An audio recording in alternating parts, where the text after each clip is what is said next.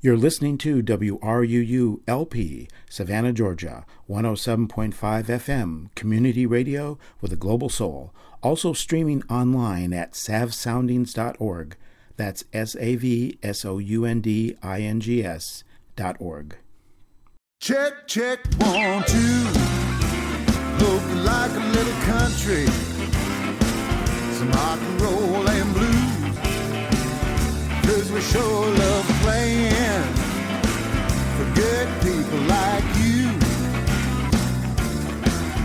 Let me know if you can hear me. Check, check, 1, 2. Welcome to Music Local and Sustainable, the radio show that features discussions with and the music of local musicians. I am your host, Dave Lake. Tonight, we are with Payne Bridges, a young singer-songwriter and relatively new to Savannah. Welcome, Payne Bridges. Thanks so much. Good to be here. Tell me a little bit about your musical journey. I've always enjoyed writing, just poems and stories and things like that. So I grew up really just loving writing. Probably about 6 years ago, I was working for a family in Albany, Georgia. Was nannying for them and such, and we would just hang out on the porch, and the dad played guitar and we would sing songs, and just people in the neighborhood started referring to us as the band, the neighborhood band. Shortly after that, I moved to Savannah. Still just felt very close to those people, and I started writing my own songs. And at the time, I had lyrics and melodies in my head, and I could easily sing the song, but I couldn't play it on guitar. So I figured then, I was like, okay, I need to learn how to play guitar if I'm gonna be writing songs. And it's just kind of progressed from there. So going from writing and having them in my head to being able to play them on the guitar to building up kind of a database of songs that I love and cover songs and original songs, and getting to a point where I can have my own set and play my own music and stuff. So I think that's the practical journey that I've taken. So it's been really great. Are there any performers or particular music that inspires you? I'm inspired by all kinds of stuff. I grew up listening to Motown, and so just those classic rhythms, these Motown rhythms of just like good steady beats, very simple chord progression, but just real catchy, really influenced by those, the Supremes and Temptations and just all those guys. And then I really love and I'm inspired by Adele. Vocally, she's incredible, and I think everyone knows that. Lyrically, she just has a way of telling a story and expressing these feelings that she has in these relationships that are very unique, and I'm sure for her they mean something completely different than what they mean to everyone else. But that's what I love about music and songs in general, is that they can relate to everyone. On a performance level, there is a band out of Athens, Georgia called Family and Friends. They've been to Savannah several times, and they are so much fun to watch and super inspiring with their energy. What you see on stage is how they are off stage. They're just a fun group of guys and girls that just really love each other and really love music, and that really shows on stage. And so I would love to get on their level one day. I'm not there yet by any means, but they're really fun to watch. Another band that I love and am inspired by is the Lone Bellow. They are based in Brooklyn, but they're from all over. It's a trio. Their harmonies are very moving and very, very powerful. I think that's really what makes a lot of their music and their sound. But their lyrics are also so good. Not flat by any means. There's depth to them, and their albums are albums I can listen to over and over and over and over again and never get sick of. And their live performance, kind of like with Family and Friends, they just have this energy and this raw emotion on stage. And I remember the first time I saw them live, I remember thinking, with the lead singer, I'm thinking like, oh my gosh, like what is wrong with it? Like something's wrong with him. Like he's about to pass out, or is he on something, or what is going on with him? And that's just how moved he is by the music. It was just really, really powerful. So I think that's where I'm at right now with inspirations and with bands. The past couple of weeks I've been listening to more pop and electronic stuff, which is funny because I can only play guitar. But it's kind of cool to hear what those artists are doing now, and yeah, it's really good. So as a new artist and a new artist to town, how did you get involved in the music scene? How would a young artist plan to get involved in the music scene? So when I moved here 5 years ago, and that's when I first started writing music and really feeling passionate about music and making it a priority, I had recorded a demo with some friends in Albany and had that CD, and I was out with a friend one night. We were out at Molly McGuire's on the island, and Eric Britt was playing. My girlfriend went up to him and said, "Oh my gosh, you've got to meet my friend. She just recorded a demo, blah, blah, blah," and gave him a demo. And Eric and I exchanged information, and I started coming to his shows and just seeing him perform. Eventually got to a point where I felt confident playing, and so he would let me play in between his sets. And it was just a really great opportunity for me to get used to playing in front of people. It connected me to different managers and owners of these venues and bars and restaurants. And then Eric encouraged me to play open mics. A good friend of his and now a good friend of mine who produced my EP, Craig Tanner, is a host of several open mics in Savannah, and so I started going to those, and it was just a great way to meet all kinds of musicians, people who play full-time, people who just do it for fun, people just visiting and passing through town. One of my favorite ones is the open mic on Monday nights at Abe's on Lincoln, and it's just a really fun group, all crowded in this tiny little magical bar, and it's therapy. I sit down on that bench and play 4 songs, and it's a great place to try out new songs. It's a listening audience. It's an encouraging audience. I've gotten up there and have played half a song and forgotten it and still gotten a big round of applause at the end, so that was nice. Yeah, for people just getting into town or just wanting to figure out how to get involved in the Savannah music community, I would start with open mics and going there and meeting the guys running those and the people playing there, and just go to shows. I mean, it's amazing what you can accomplish just by showing up. That's the first step. And so there's Connect Savannah lists everything that's happening for the next 2 weeks. And so showing up at these shows and restaurants and bars and supporting the community, people will notice that, and you start seeing the same people everywhere and make connections and have conversations and stuff. So that's how it happened for me. Okay. Why don't we hear a song? For sure. This is a song called Let's Go. I wrote it with nothing specific in mind. A lot of times I just have think of a scene, I guess, think of it in a way of a scene, like if you're watching a movie and the song that's playing on in the background. And so in my mind, I'm picturing just a couple riding down the road in the car and just being reflective of their relationship. So like I said, nothing specific, but I just had this scene and this feeling of a relationship in mind. So this is called Let's Go.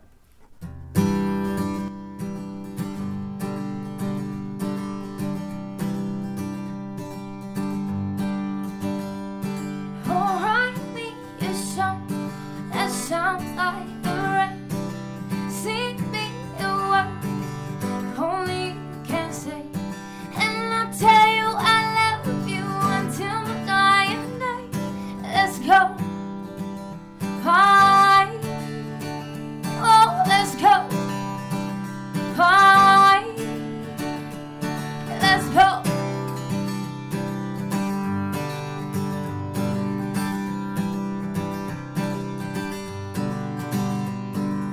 Grasses all around us, grown up to the trees, making friends with the blowing, all the flowing leaves. No question about it, all how it's supposed to be. When the sun is set and done, there's only you and me.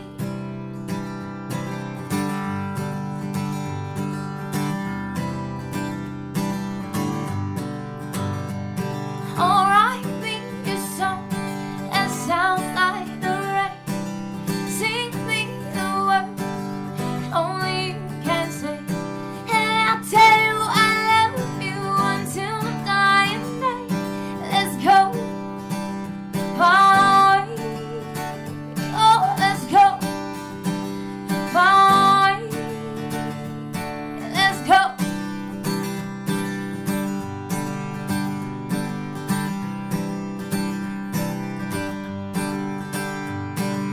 Fingers laced round hourglass go rolling from the sea.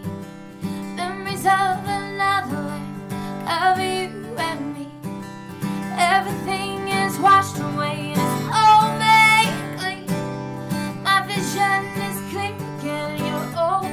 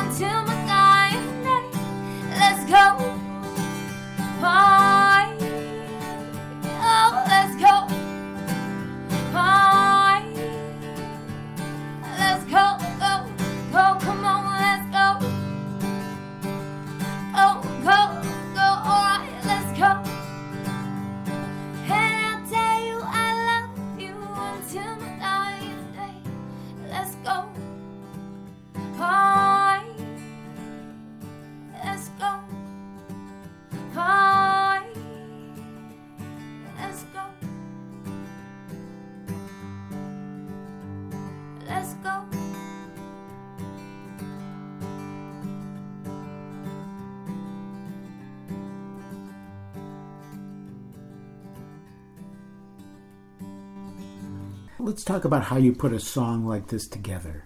You said initially this came from a visualization. You had a scene or a feeling in mind. Right. What's the next step? For me, most times, more times than not, it is a line to express that feeling. So that could either be the very first line of the song or a line of a chorus. I guess depending on the feeling, if I'm wanting to be a little bit more melancholy, a little more upbeat, positive about it, that's going to dictate how it sounds. And with Let's Go, what was the line or what was the...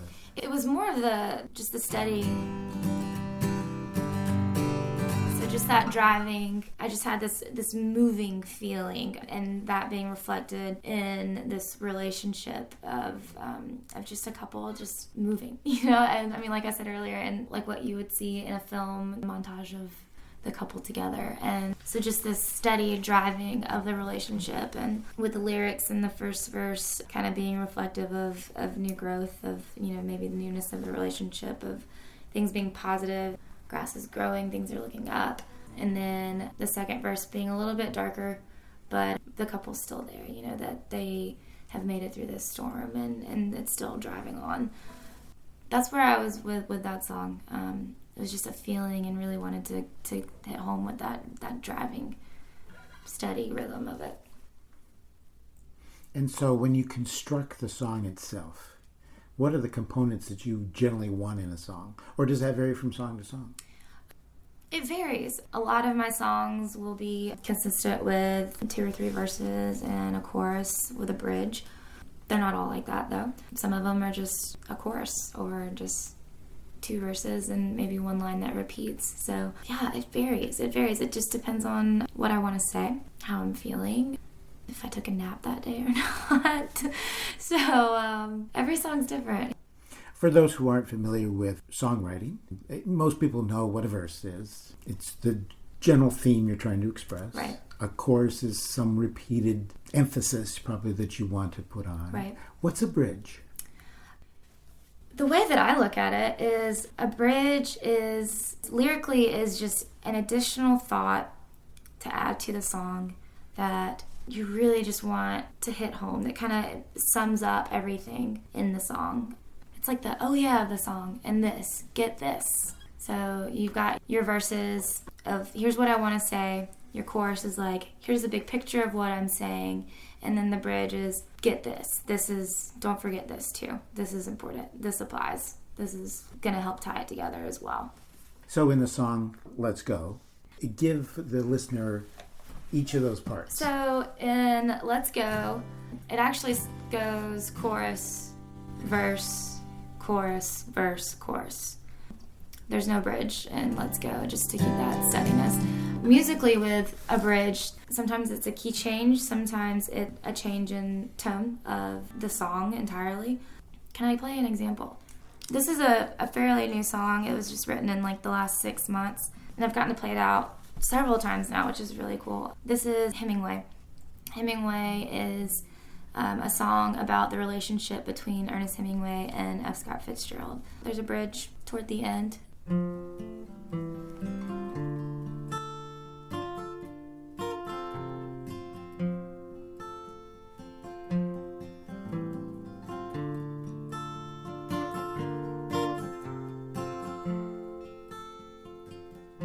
Ernest walked the river's edge, 1928.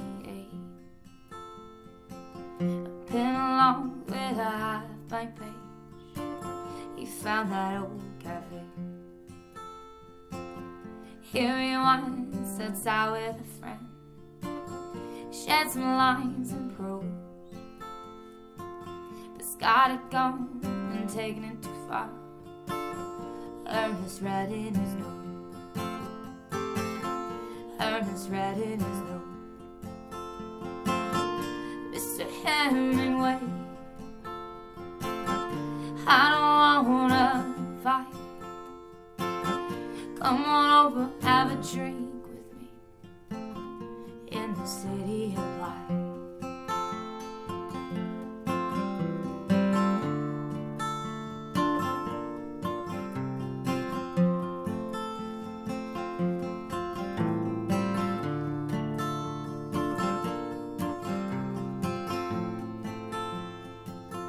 Scott had always enjoyed the drink since his Princeton days. Then Zelda came along in his life. He never was the same. He never was the same. Despite the great man that he was, he always failed on the field. Ernest had what he didn't possess. Scott used the bottle to do. Scott used the bottle to do. Mr. Hemingway, I don't wanna fight. Come on over, have a drink with me in the city of light.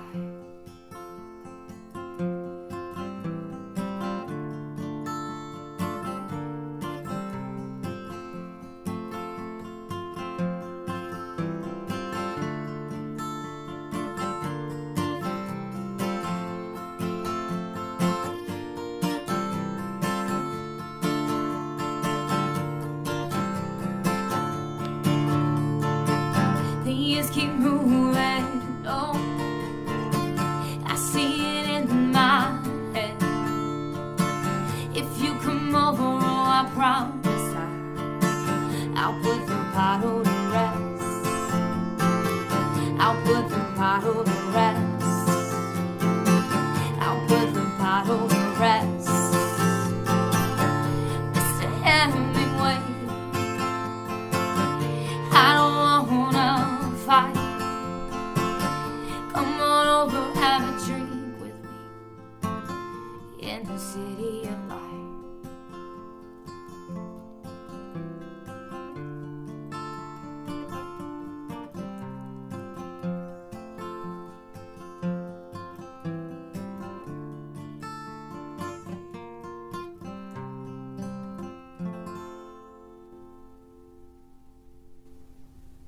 Before we talk about the parts, what was the inspiration for this song?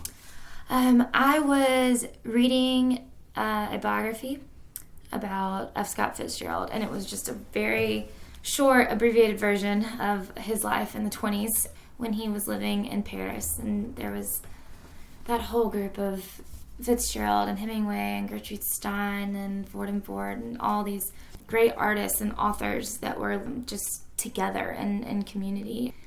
It talked a lot about Fitzgerald and Hemingway's friendship and time that they spent together in Paris. It also went into about F. Scott Fitzgerald's problems with alcohol and how that affected his relationships, and that he would be present or not be present dependent on how much he was drinking. I think things would get really bad, and then things would get better, and then things would get really bad again. That biography started me thinking, and I was actually taking a modern French history class at the time too, and so learning a lot about Paris in the 20s, and just kind of entranced by that idea of all those people being together in that beautiful place at one time. Now, interesting, it was really based upon the life of F. Scott Fitzgerald. But it's called Hemingway. It's called Hemingway. But it's called Hemingway. I've thought about that, and honestly, I'm not sure how I came to the title. It just, in the chorus, it's a letter to Ernest Hemingway, and yeah, I settled on Hemingway. It's Hemingway, so I feel like that's pretty memorable. You mean it as a letter? Yes. From F. Scott Fitzgerald? From F. Scott Fitzgerald to Ernest Hemingway. And the first verse is telling a story of Ernest Hemingway. He's walking, down the Seine River and stops at a cafe that he and F. Scott Fitzgerald would always meet at, and he's got this note from Fitzgerald, and that's the chorus. It's Mr. Hemingway, I don't want to fight, come over, have a drink. Was there controversy between the two of them? When Fitzgerald was drinking heavily, I think things were problematic, and I think there was hostility. Hemingway was an alcoholic as well. I think at the time in the 20s he was a little bit more under control than Fitzgerald was. So is what I gathered from this biography and from what I've read. But well, as you point out, that F. Scott Fitzgerald always enjoyed a drink since his Princeton days. Mm-hmm. So he began drinking quite early. Yes. And continued. Very much so. And then when he met Zelda, she was insane, and I'm sure didn't help him with his issues either. So their story it's sad. It's also very romantic and inspiring as well. So. Do we expect a sequel called Zelda, perhaps? That's a good idea. I could look into that. Be a rap song.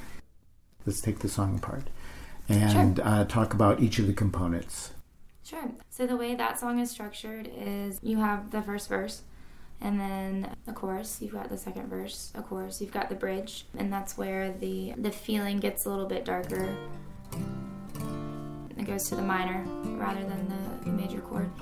And then you've got the final chorus. And so the purpose with the bridge is just that to say that this was an ongoing relationship, and that what I wanted to get across in the repetition of the line, I'll put the bottle to rest, I'll put the bottle to rest, I'll put the bottle to rest, is that, like I said earlier, with Fitzgerald's relationships and his friendships, it was things would be fine and good, and then they would get really bad, and then they'd be okay again, and then get really bad again. So that's just what I wanted to reflect in that reputation of I'll put the bottle to rest.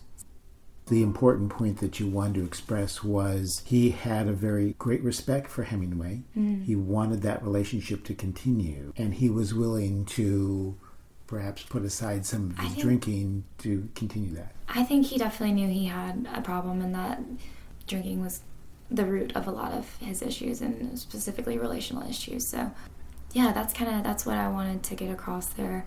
More than that, though, I just wanted to tell this story. It is sad, but it came from a place of kind of awe and nostalgia of, oh, Paris in the 20s. Look at this friendship. You know, they're in this beautiful space, and having this melody, come have a drink with me in the city of light, sounds wonderful. But in reality, it was seemingly a sad story, a sad friendship. The chorus is really focused on meet with me here in Paris. Mm-hmm. The first verse, as you indicated, really is setting the scene. It's Hemingway walking down the street, walking along the Seine, right, finding the cafe. Mm. What does the second verse tell to the listener? The second verse is kind of filling in on Fitzgerald, on who he is and kind of his background. So Scott had always enjoyed drink, and then Zelda comes along, and there's always this hostility. He's not stable in his relationships. And Zelda comes along, and so despite the great man that he was, he's a great American author, he's a great man, he did great things, athletic, but then there's Ernest Hemingway, who's this man's man, and hunts and fishes, and is in war, and is this very manly man. And then you have Fitzgerald, who's kind of the opposite of that, a little bit more delicate, I guess you could say. And that last line is, Scott used the bottle to deal. The biography hinted towards not full-on jealousy, but just that Hemingway possessed things that he didn't, had qualities that Scott didn't have, and so he dealt with them by drinking. And part of that is me just kind of wanting to tell a story, wanting to tell an interesting story. So the truth of that, like I said, I'm not sure. I don't know if anyone would really know, but I think it helps with this song and helps to tell this story. And then what do you do to try to wrap up the story? I don't end the story, I guess. It's just a glimpse of their friendship and ultimately what happened was that they grew apart. I think once they both left Paris, it's kind of just a little snippet of their friendship during this time in Paris in the 20s. It sounds like you came from a more writing background. Mm-hmm. So in many of your songs, do the lyrics come first? Majority of the time the lyrics come first. I always have a notebook or something to write ideas down with me, or put them in my phone until I can put them on paper later. Usually brought on by relationships, people, situations, books. And it usually just starts with a line or an idea. Earlier I wrote down the idea, or just the 2 lines, I just want to slow down, I want to go back, and have it written down, and I may build on top of that, or if I'm writing another song, we'll go back through it and may add that to another song if it fits. So usually starts with the lyrics for me. So I keep journals and have old diaries and notebooks and things that I've written, and those are great tools to go back and to read those entries and see kind of where I was at a certain time, and using that to kind of talk to myself. I mentioned earlier I wanted some of my resolutions for 2016 are to take piano lessons and take guitar lessons, and so I'm hoping with that I can maybe gain more knowledge of music just from the key and chords and scales and things like that from that point of view, and so perhaps writing songs starting from there and then adding lyrics to them later. I'm excited to be working with a good friend, Matt Moore, who is so talented and has composed just beautiful songs that I would love to add some lyrics to. And it'd be a fun little experiment because I haven't done that much. You have several musical ideas running at the same time. Is there anything that triggers one to move ahead of the others, or is it just how you're thinking? It's mostly how I'm thinking at the time. Being a newer artist, I haven't pinned down a method. You know, a lot of songwriters who have been writing for years and years and years and years have a method. You know, they write in the morning or they are very disciplined, and I haven't developed my method yet. So for now, I'm still just taking notes of when I'm inspired, or if something really strikes me, and kind of dabbling in new ideas of, oh, well, let me add lyrics to this beat. Let me challenge myself this way. So that's another goal for 2016, is to become more disciplined and perhaps even develop a method that is good for me and that works for me and is still, I guess, gracious in giving me room to create and still feel inspired and not so constricted. Like I said, I want to become more disciplined. I want to get to a point where I can write well and not just say things that are already being said in a different way. I want to write in a way that really moves people, something that's very truthful. Really, I want it to really strike people, have that come across well during a song. And I'm not there yet. I'm working on it. So inspiration is sporadic, not is. necessarily continuous. Right. Although it sounds like you're continuously coming up with ideas. There's always something to say. You can always say something about something. I sometimes will feel very, very strongly about something, or just feel real heavy about something, and know that I need to write that down. Need to get that out, need to write a song to that. But with that, because it's sporadic, I'm fortunate that this is not my full-time job, that there's no pressure to have a song written by a certain point, and that I can feel inspired and then write down a line and then have absolutely nothing come from it, and that's okay. Come back to it later.